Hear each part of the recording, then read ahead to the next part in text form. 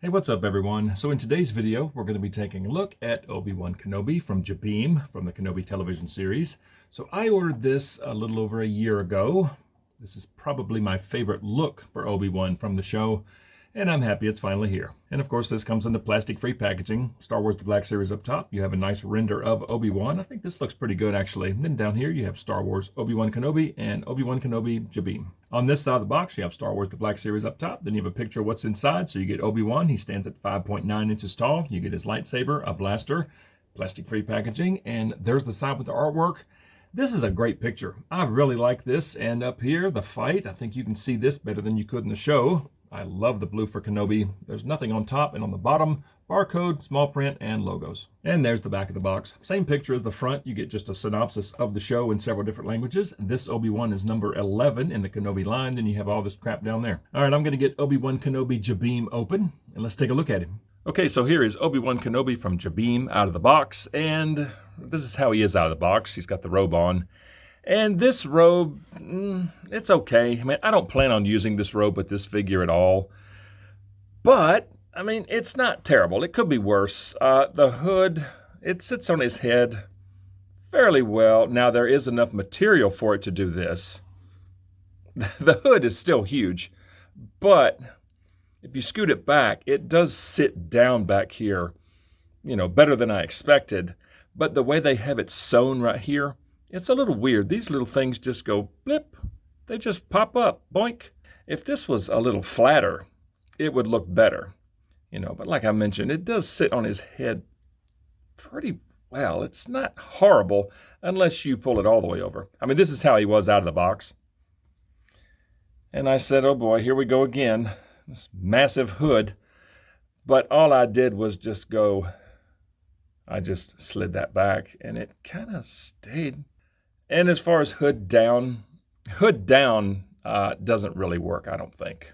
At least not on mine. You would really have to wet this thing to get it to sit down. I mean, you could fold it back, but then you have this ridiculous point there. And if you fold that down, now one thing I did discover, you could tuck it under his hair and then have his hair on top like that. That kind of holds it down. And this is not a bad look, I don't think. Yeah, that is the cloak in a nutshell. It is sleeveless. Okay. Yeah, that's it.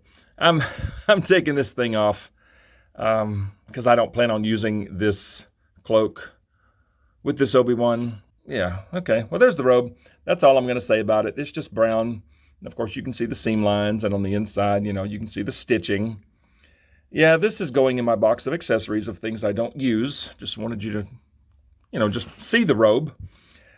And this Obi-Wan, I think it's a very good-looking Obi-Wan, but it does have some issues, like the tunic all in here really affects articulation, especially for a lightsaber-wielding character. All this is a little too stiff, and the sculpt down here really affects posing with a lightsaber. How they made the cuffs of his sleeves. It looks nice. It looks like gravity is just making this hang a little lower, but it does get in the way, and we'll get to that soon. But let's take a look at this face, and I think I got a pretty good one. I've seen some that don't look that great, and I take back what I said about this figure being rough. It's not rough. I think this is fine. I think the eyes look good. The nose, the beard. Now, the beard may be a little dark, right? Just a little dark. But I think overall, the face, it's good. It's great, actually. And the hair sculpt, I think, looks very good. They did a nice job. Now, this looks a little longer than both Wandering Jedi and Tiburon Station. But I think they did a good job on the sculpt. I think this looks more like Ewan McGregor than the other two.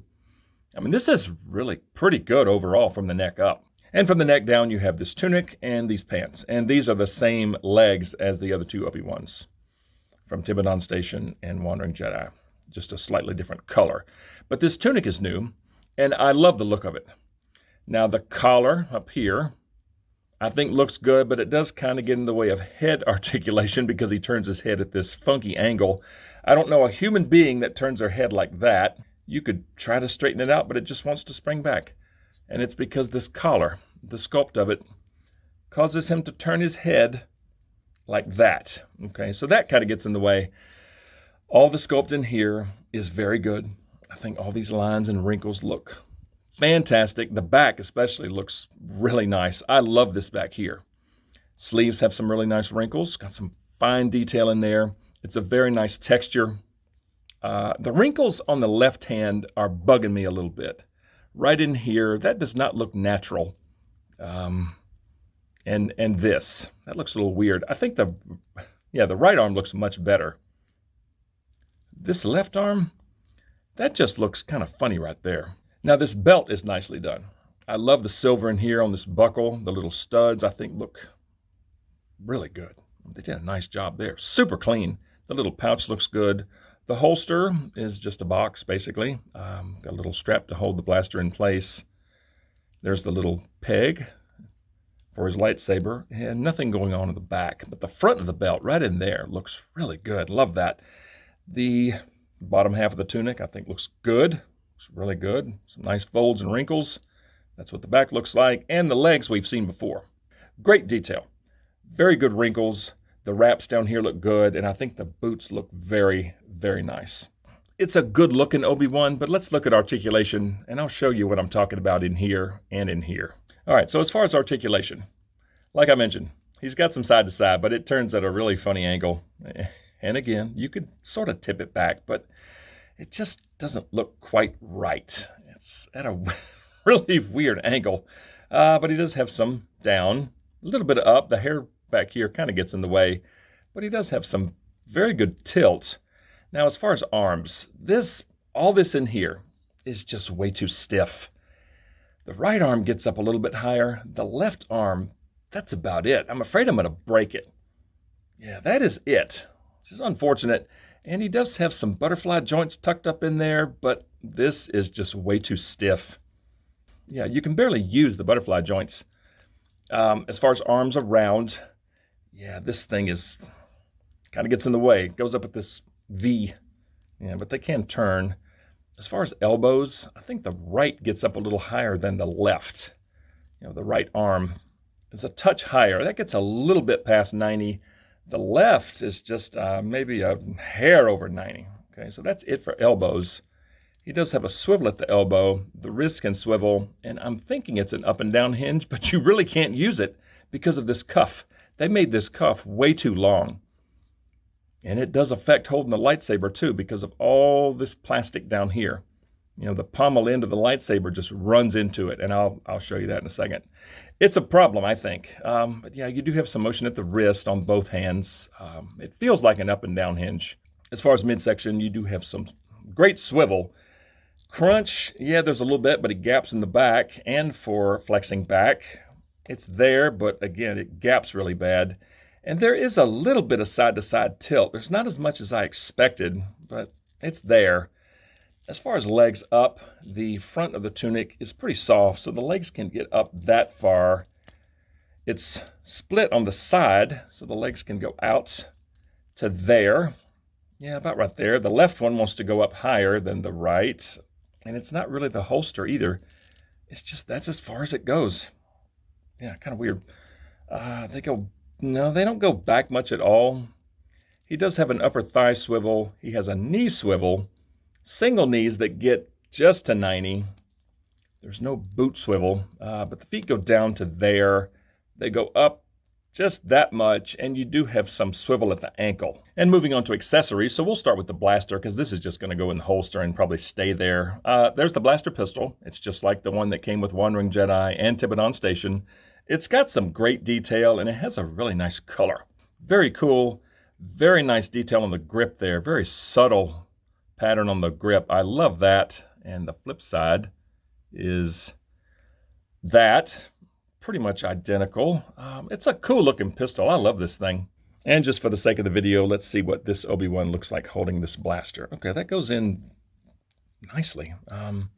You know, but as far as him firing it, this part of the tunic right here is just in the way. You can barely get the arm like in front of him. You can do that. All right, put him in some kind of pose. Okay, so he can You can do that. And if you want the arm fully extended, it cannot go directly in front of him, okay, because of this part of the tunic. It's got to go way out here. So you'll have to turn his head in the direction of what he's shooting at, which doesn't look bad. And I think just having the pistol in front of him like this looks nice. All right, so he holds the pistol very well. Let's see how the holster works. Holster, kind of hard to get, kind of hard to get to. All right, there. Now, okay, when you drop the pistol in, it wants to smash this little strap up against the belt. Let's extract this thing out of there. There we go. Okay. Just be mindful. You know, it's not the end of the world, but just be mindful that strap may wind up, you know, stuck in there. And let's see if it pegs together or, okay. That's not too bad. That looks good holstered. And again, I think this is where this pistol's going to stay. And here's a look at the lightsaber that he comes with, and I am loving this. This hilt looks fantastic. The gold, the silver, the black, everything is just super clean on this. Nice detail. The pommel end looks nice. The emitter end looks really good.